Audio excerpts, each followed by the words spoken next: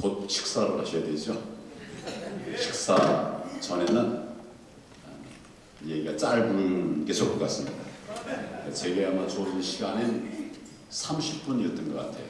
그래서 제가 30분 얘기할 수 있는 얘기할 자료를 준비해봤습니다만은 뭐 식전의 얘기는 짧을수록 좋겠죠. 그래서 아주 간략하게, 가급적이면 5분 이내에, 길어야 10분 이내에 이야기를 하려고 합니다. 아까 금년이 황금돼지에다 그래서 저도 오늘 넥타이를 황금색으로 이렇게 넣어봤습니다. 여기 보니까 황금색 넥타이를 매신 분이 잘 안 보이는 것 같아요. 금년이 황금돼지가 맞습니까? 네. 황금돼지이기도 하고 또 우리 하나님 안에서 정말 2019년 복된 한 해가 되기를 바랍니다.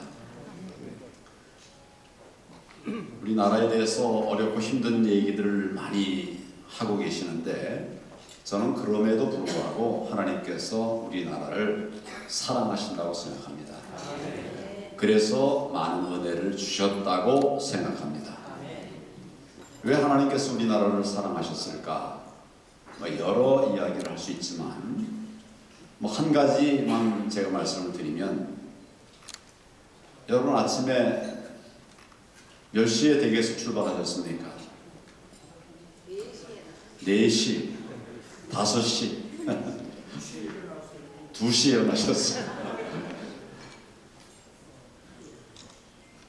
우리 아마 한국의 기독교인이 1000만 명이라고 합니다. 통계에 관해서는 여러 가지가 있습니다만 정부에서 발표한 통계로는 976만 명, 1000만 명 정도가 됩니다. 제가 이렇게 짐작컨대는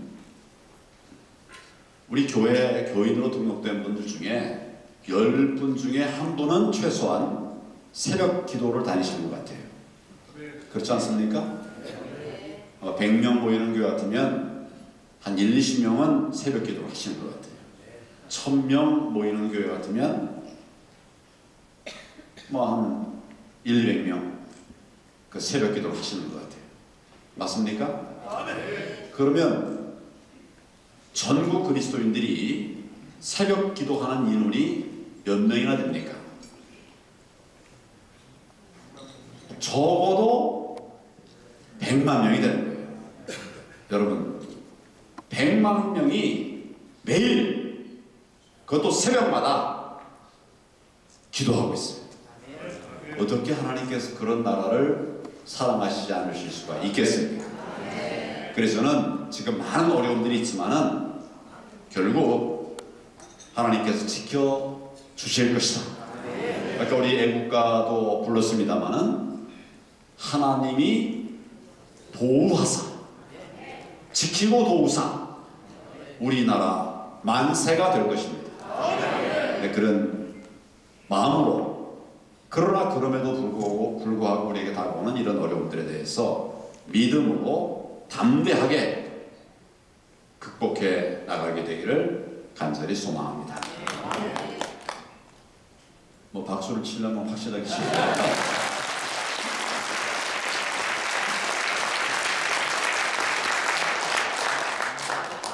제가 오늘 조찬기도회의 주제에 관해서 좀 알아보라고 했더니 주제가 뭐냐 하니까 한반도 정세와 경제 회복, 한반도 정세와 남북 통일, 그리고 경제 회복, 이것이 오늘 기도회의 주제다, 이렇게 말씀을 들었습니다. 그래서 한반도 정세에 관해서 말씀을 안 드릴 수가 없는데 정말 간단하게 드리겠습니다. 제일 중요한 한반도 정세에서의 문제는 대북 문제입니다.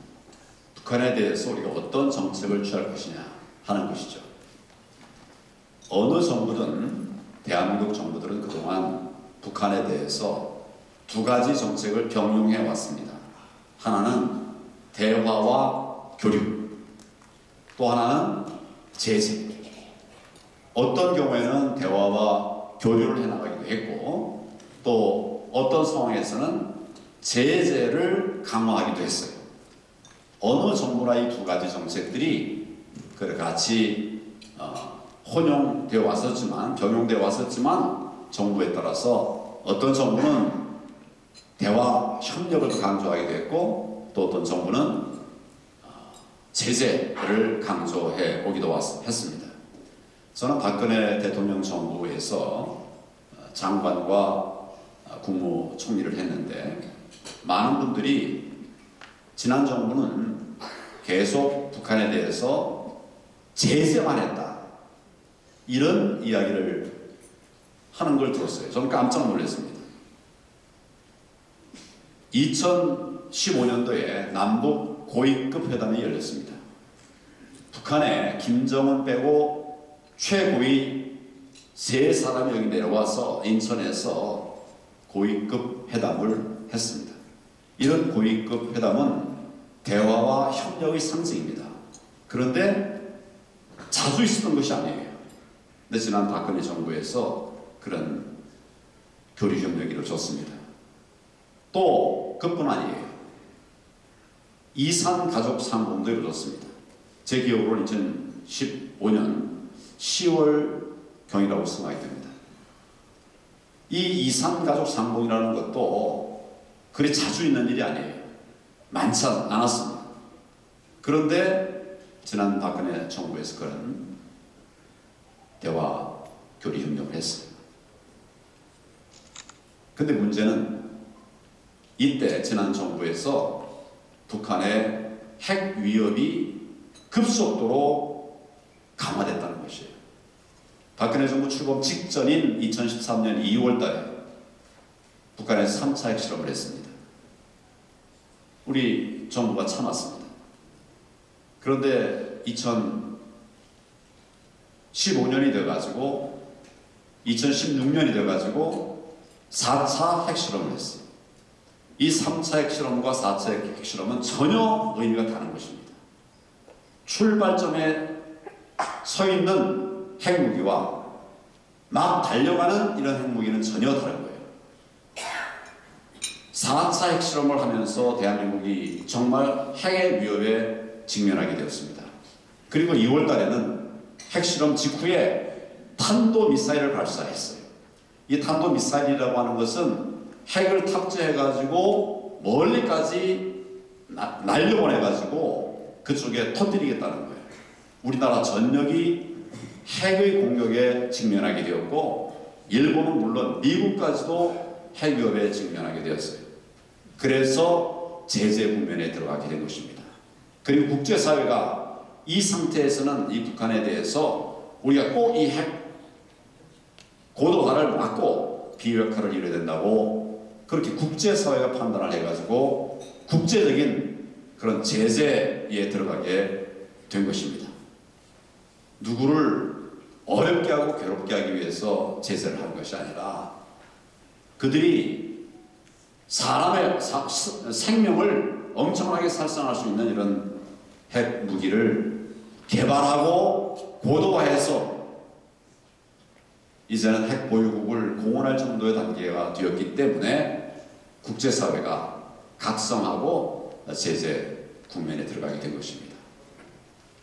이 제재가 흐트러져서는 안 됩니다. 제재 때문에 북한이 남북 대화에 나왔다 하는 말도 있어요. 그런 의견들도 많이 있습니다. 실제로 사기 어렵다는 거예요. 그래서 확실하게 북한이 입장을 바꿨어. 핵이 아니라 평화로 남북 통일을 이룰 수 있도록 하는 그런 대책이 아프지만 사탕이 아니라 약을 주는 것이 필요한 때이기 때문에 국제사회가 그렇게 하고 있는 겁니다.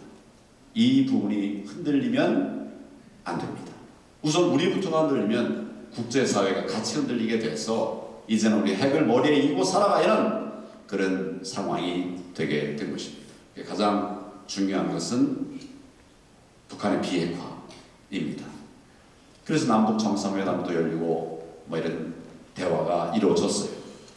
이 남북 대화에 있어서 가장 중요한 한 포인트를 말한다고 한다면 그것은 약속이 지켜져야 한다는 것입니다.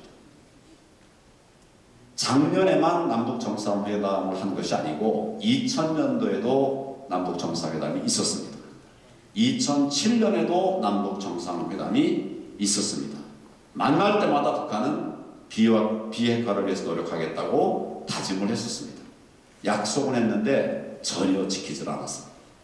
그래서 3차 핵실험, 4차 핵실험까지 이어져 왔던 것입니다. 이 문제가 굉장히 중요한 문제예요.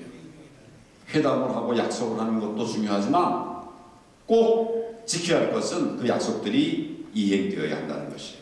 근데 북한은 비핵화 약속을 그동안 지키지 않았습니다.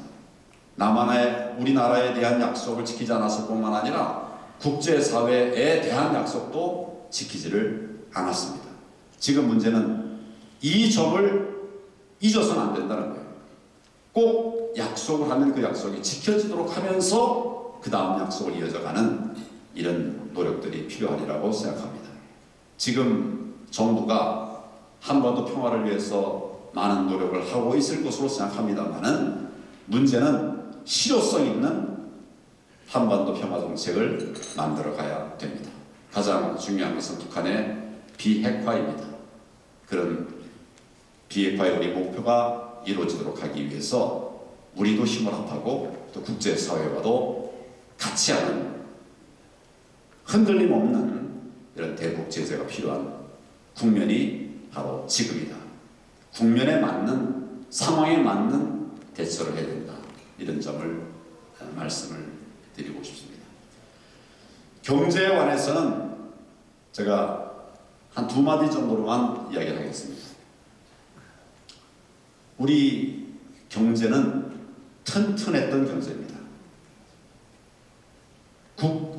세계가 다 부러워하는 이런 튼튼한 경제, 또 발전해가는 경제였습니다. 그리고 이 길을 그동안 쭉 유지해 왔습니다. 지금 경제가 어렵고 나라가 힘들다고 하는 얘기가 많이 나오는 것은 이런 좋은 경제 정책들이 왜곡되고 있기 때문이 아니냐, 저는 그렇게 생각을 합니다. 기업들이 활발하게 일을 해서 돈을 많이 벌어들이고 세금도 많이 내고 그 돈으로 복지도 확산하고 이렇게 해서 다 잘 사는 그런 나라가 되게 해야 될 텐데, 지금 돈 버는 일을 하고 있는 기업들이 일을 할 수 없다고 해요. 그러면 경제가 살아날 수 없는 것입니다.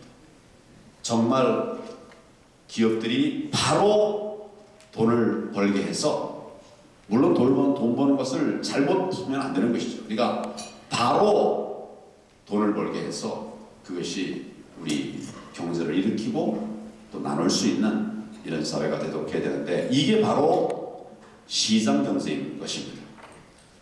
민주주의, 자본주의의 핵심 중에 하나가 시장 경제인데, 지금 그 시장 경제의 원리가 흔들리고 있는 것이 아니냐, 그런 생각을 하는 분들이 많이 있습니다.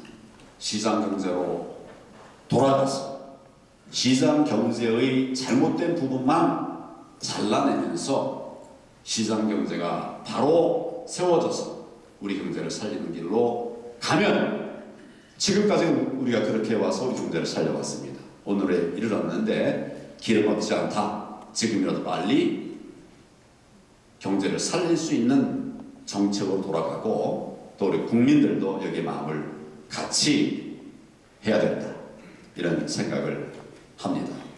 우리 한국 안보 문제, 경제 문제, 이틀 동안 얘기해도 시간이 모자랄 텐데 제가 10분 이내에 간단하게 말씀을 드렸습니다만, 제 말씀의 취지는 여러분이 잘 아시리라고 생각하고, 우리 대한민국 살려나가는데 같이 힘을 합해 주시기를 바랍니다.